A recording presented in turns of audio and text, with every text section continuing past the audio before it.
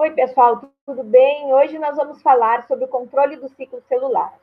O controle do ciclo celular nada mais é do que a regulação que é feita por algumas proteínas que vão atuar de forma positiva, fazendo com que o ciclo celular progrida entre as suas etapas, culminando na divisão celular, ou fazendo com que a regulação seja negativa. Então, proteínas que atuam negativamente no ciclo celular, fazendo o ciclo celular parar por conta de algum motivo, ou para reparo de DNA, ou para fazer as etapas que deveriam ser feitas.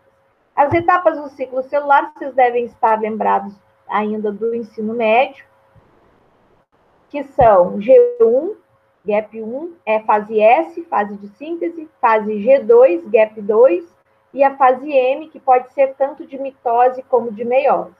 Vocês podem estar percebendo aí também que o tamanho das setas diz respeito ao tempo celular, ao tempo de vida que cada célula, então, ocupa nas suas respectivas fases. O maior tempo de vida da célula é a etapa de G1, que é essencialmente a etapa de produção de proteína, né? Aquela etapa em que a gente está transcrevendo todas as proteínas e dando a característica da funcionalidade da célula. Fase S, relacionada à fase de duplicação de DNA, vocês já viram no detalhamento também como acontece. Fase G2, duplicação de organelas, produção de membranas. E a fase M, que é a fase propriamente dita da divisão, que pode ser por mitose ou por meiose, dependendo do tipo celular que a gente está falando. Então, nossa aula de hoje vai responder as perguntas de o que acontece, por que acontece, como que acontece e quando que acontece essa regulação do ciclo celular. E se alguma coisa der errado, né? Como é que isso pode ser corrigido?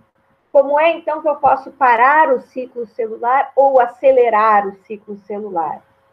Respostas a esta pergunta em especial dizem respeito, então, ao tratamento, como parar o ciclo celular, ao tratamento para doença como câncer e acelerar o ciclo celular, como que é, então, que é uma resposta para o tratamento de doenças em que a gente tem um excesso de morte celular, como algumas doenças degenerativas, certo?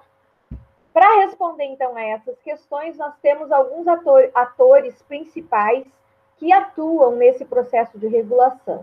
O primeiro deles que nós vamos falar aqui são as ciclinas. As ciclinas, como o nome já diz, elas atuam no ciclo. Então, elas têm, pelo nome, já uma ideia de que elas atuam como reguladores positivos do ciclo celular.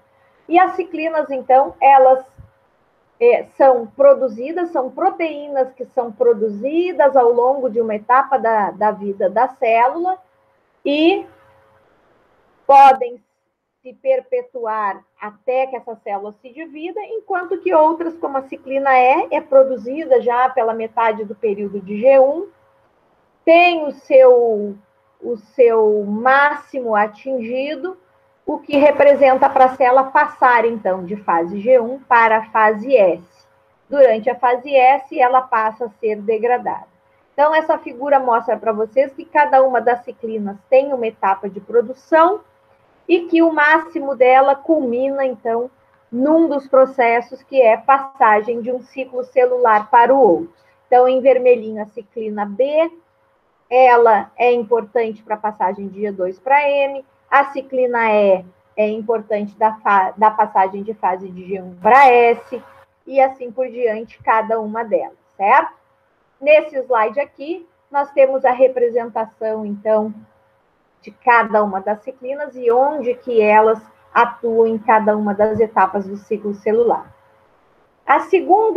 O segundo ator principal que nós temos na regulação do ciclo celular são as CDKs. As CDKs, elas vão atuar conjuntamente com as ciclinas. Quando a gente está em aula presencial, eu costumo dizer para os alunos, né, para vocês, que a ciclina representa uma garrafa dessas de água que a gente toma e a CDK representa a tampinha da garrafa. Então, elas vão estar sempre associadas, ciclinas com CDKs.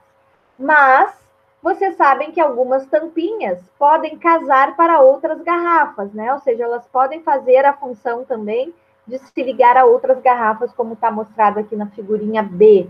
Então, as CDKs também se ligam com outras ciclinas, mas elas têm sempre uma ciclina de preferência, ok? No caso aqui, a CDK1 ligada com a ciclina B, CDK2 com ciclina A ou ciclina E, CDK4 e CDK6 com ciclina D. Então, as duas atuando juntas na proporção de 1:1, fazem o papel de reguladoras positivos. Então, todas são proteínas, todas têm que ser produzidas, transcritas, traduzidas, para agirem em determinadas etapas do ciclo celular, fazendo o trabalho, então, de progressão.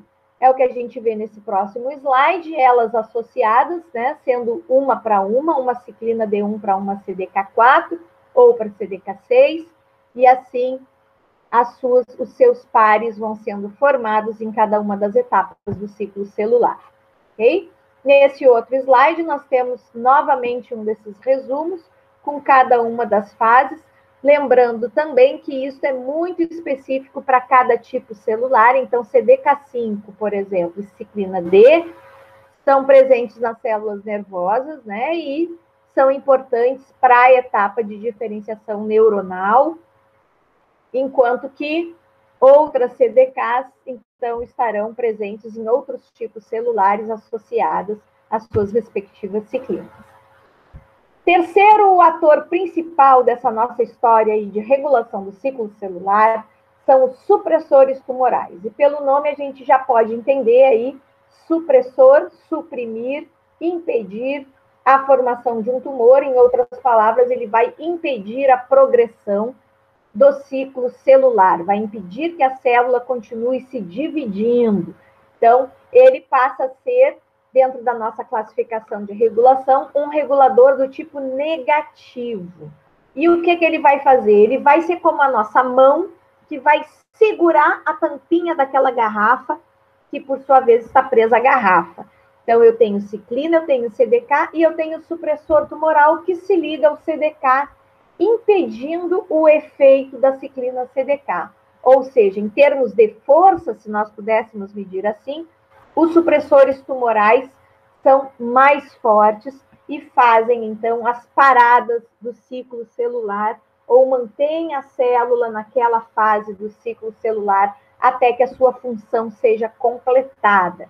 Os supressores tumorais, então, eles são pertencentes a duas famílias, a família INK4, que tem o supressor tumoral P15, P16, P18 e P19 como os principais, os mais atuantes nas células, e a família P21, que é representada pelo supressor tumoral P21, P27 e P57, cada um também com especificidade a ligação com as suas ciclinas e com seus CDKs.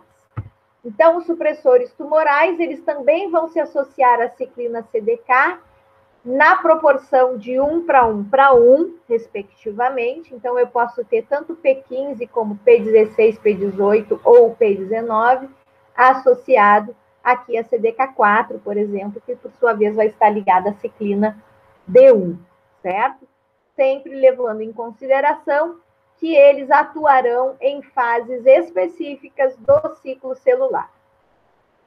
Nós temos aqui, nesse slide, o P53. O P53, ele é importantão para a nossa célula, ele é considerado o guardião do nosso genoma, porque assim como ele é um supressor tumoral, ele também atua em 4 outras funções. E isso é bem importante da gente deixar marcado, sinalizado num cantinho aí, onde vocês fazem as suas anotações de biomol. Então, o P53, além dele ser supressor tumoral, ele também atua como um fator de transcrição. O que quer dizer isso? Ele é um fator, ele serve como transcritor, né? Ou ele faz com que outros supressores tumorais, no caso, como está representado aqui o P21, o P57, sejam transcritos. Então, o P53, ele faz com que outros supressores também sejam produzidos. E aí, então, fazendo, né, esse recrutamento desses outros supressores para a célula produzir. A terceira função do P53 é que ele orienta a célula para o processo de morte celular chamado de apoptose. Então, a célula ela pode morrer por duas formas, ou por apoptose ou por necrose. A diferença básica entre elas é que a morte celular por apoptose não leva a efeitos inflamatórios secundários. Então, a célula ela é toda empacotada, né, através de membranas, todo o material, o DNA dela é quebrado em porções, em múltiplos de 200, 220 pares de base. Então, tudo isso é envolvido por membrana e posteriormente fagocitado por macrófagos. Enquanto que o processo de necrose, a célula tem uma perda na sua capacidade de regulação osmótica e essa célula se rompe, liberando todo esse conteúdo no interstício celular, levando então a um processo inflamatório secundário. Sempre que se precisa matar uma célula, seja pelo uso de fármacos ou pelo próprio processo natural dessa célula, o ideal é que ela morra por apoptose, né? Que gera menos problemas para aquele tecido, como inflamação, como a gente falou. Então, a terceira função do P53 é induzir a resposta celular por apoptose.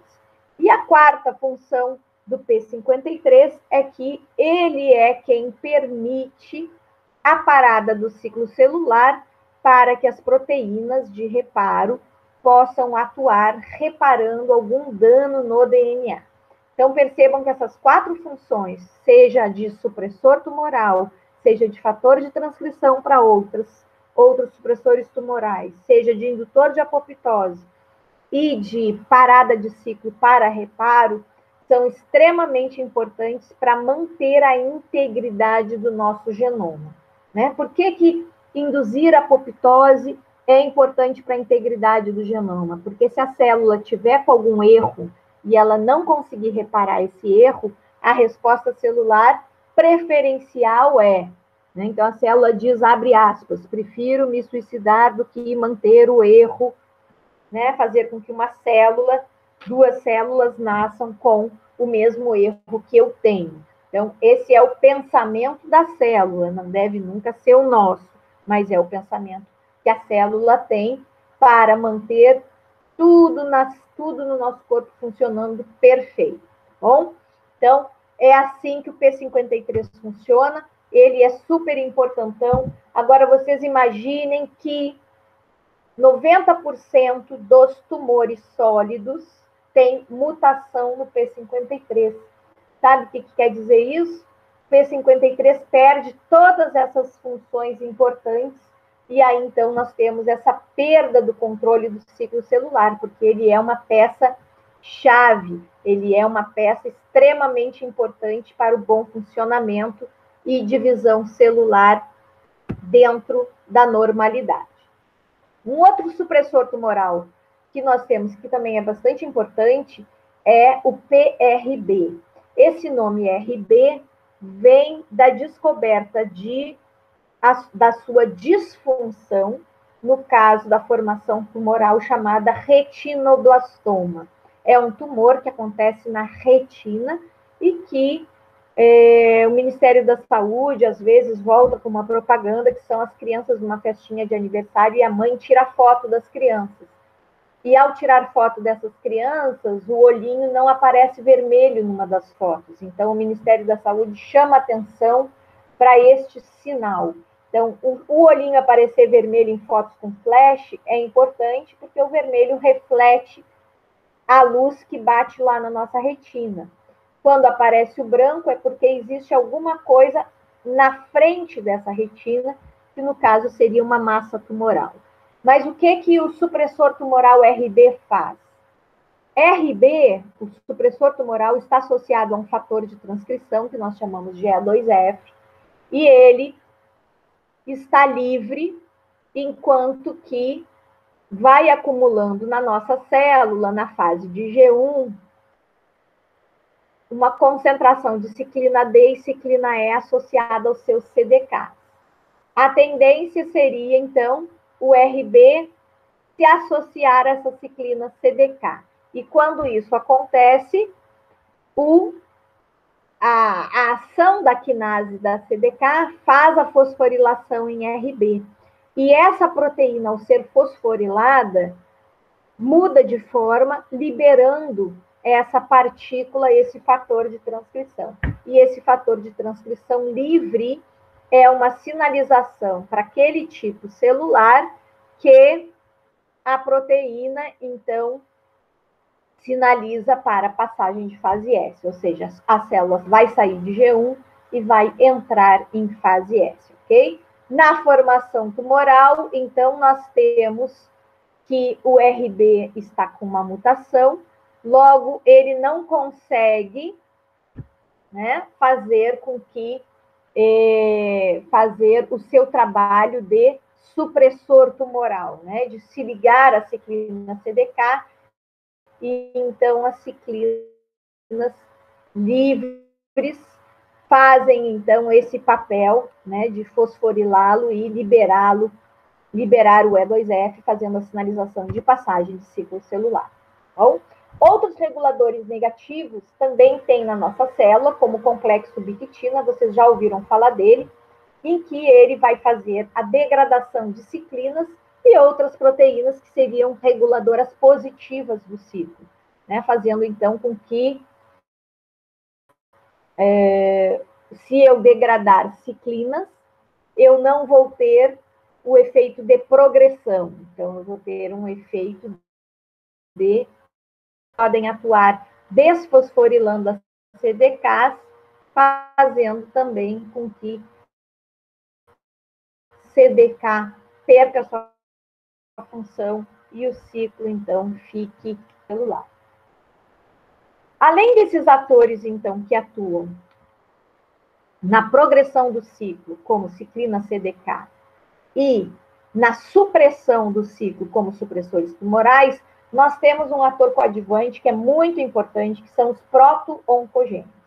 Este grupo de genes, então, que vão formar proteínas da nossa célula, esses proto-oncogenes, então, eles agem sobre dois efeitos que são bastante importantes e que devem acontecer naturalmente, que são os efeitos proliferativos e os efeitos de diferenciação das nossas células. Então, isso acontece de forma normal, isto é esperado. Acontece que estes genes, proto-oncogenes, ao sofrerem mutações, eles perdem a sua função normal.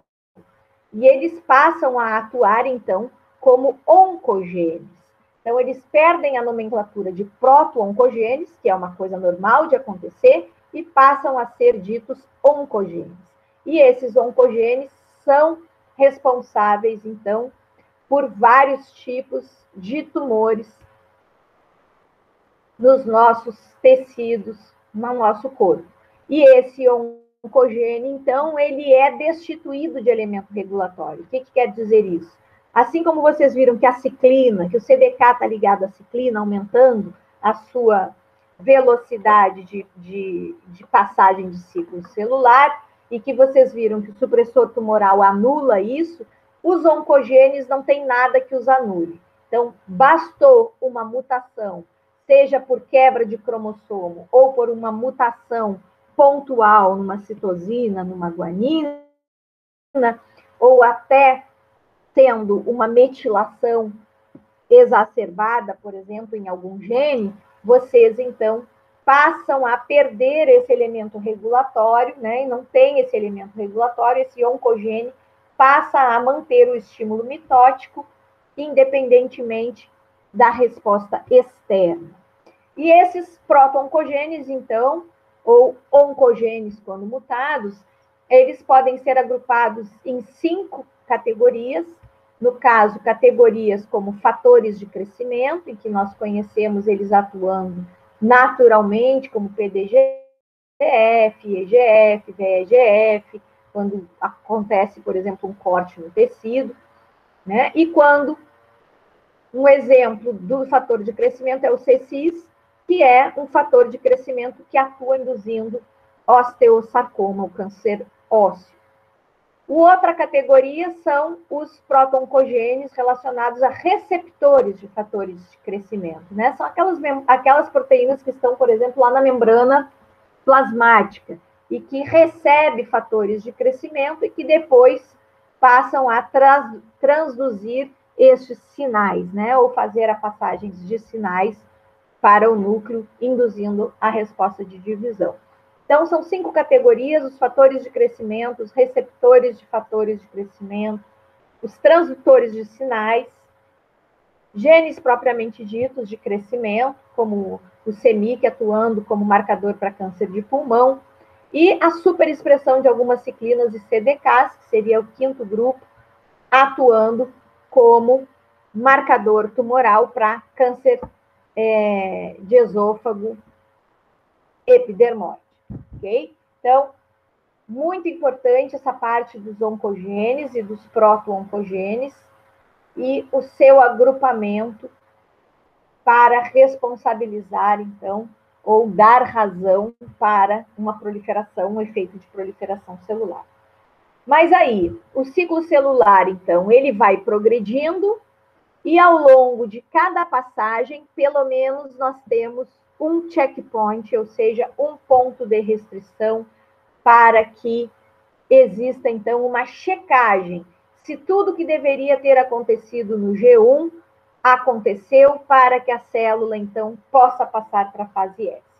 E esses checkpoints, então, eles trabalham muito paralelo com os supressores tumorais, ou seja, são paradas, geralmente ao final do ciclo, de cada uma dessas etapas de ciclo celular, para checagem se a sua função naquele momento foi exercida, no final de fase S, se o DNA já foi duplicado, lá na fase M, se o DNA tem algum dano, então vamos checar se os pares de base estão corretos, e assim por diante. E as respostas a esses checkpoints podem ser, então, ou para e repara, ou para, repara, não consegue reparar, a célula pode entrar no processo apoptótico, ou se essas proteínas de checkpoint, como, por exemplo, esses sensores ATM, ATR, check1, check2, se esses sensores estiverem mutados,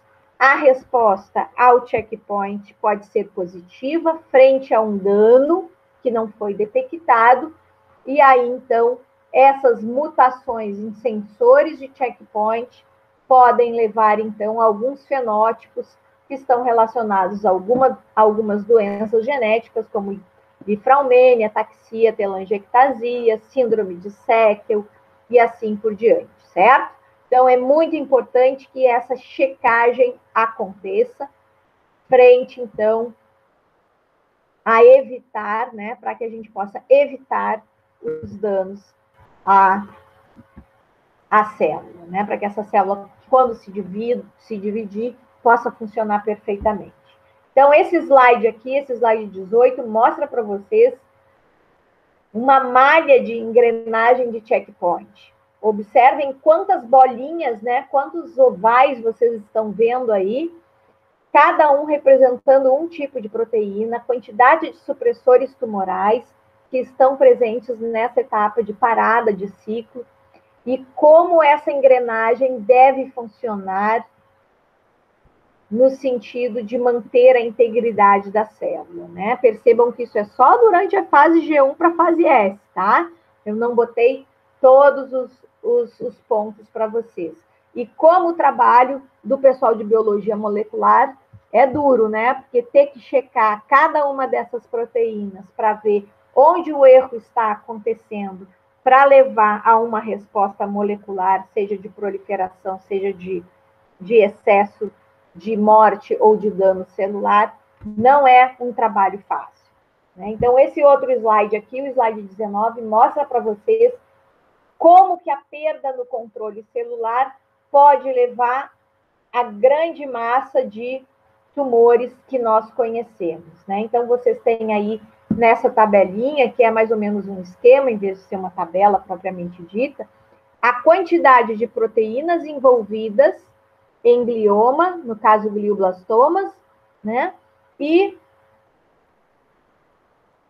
o percentual em termos de razão para isso acontecer nas mutações dessas proteínas, né? Então, o que quer dizer isso? Quer dizer que mais de 80% dos casos de glioma estão em uma dessas proteínas ou em mais de uma dessas proteínas que vocês estão vendo aí. A mesma coisa para câncer de mama, a mesma coisa para câncer de pâncreas. Então, cada sinalizador ou cada marcador molecular com mutações responsáveis, então, para um ou outro tipo de tumor, né? Muitos deles estão presentes em todos, como vocês podem estar vendo aí, os grupos INK4, que vocês já sabem que são os supressores tumorais, né? Já foi dito lá no início do slide para vocês, ok? Ó, a proteína RB aí de novo envolvida, não só para o câncer, não só para retinoblastoma, mas também para linfomas, para câncer hepático, câncer de pulmão e etc. Então, gente, conhecer esse mecanismo todo, essas etapas todas, podem nos servir para o tratamento para doenças degenerativas, em que a gente tem um excesso de morte de células, e conhecer, então, essas etapas que induzem o câncer, ou conhecer as etapas do câncer pode servir para o tratamento dessas doenças degenerativas, assim como conhecer as etapas dessas células que têm esse descontrole do ciclo celular, pode nos levar, então, ao conhecimento e tratamento para o câncer. E é baseado nisso, então, que os fármacos atuam em diferentes formas, com diferentes especificidades para o tratamento dessas doenças, ok? Espero que vocês tenham gostado da aula. Vocês têm um texto para ler, vocês têm esses slides sem o videozinho também para acompanhar, se quiserem separado, tentar puxar de vocês aquilo que vocês aprenderam. E não esqueçam também que nós temos o nosso quiz e que deve ser respondido para que vocês, então, juntem um pouquinho aí de pontos para fechar o semestre com êxito. Grande beijo para todos. Tchau, tchau.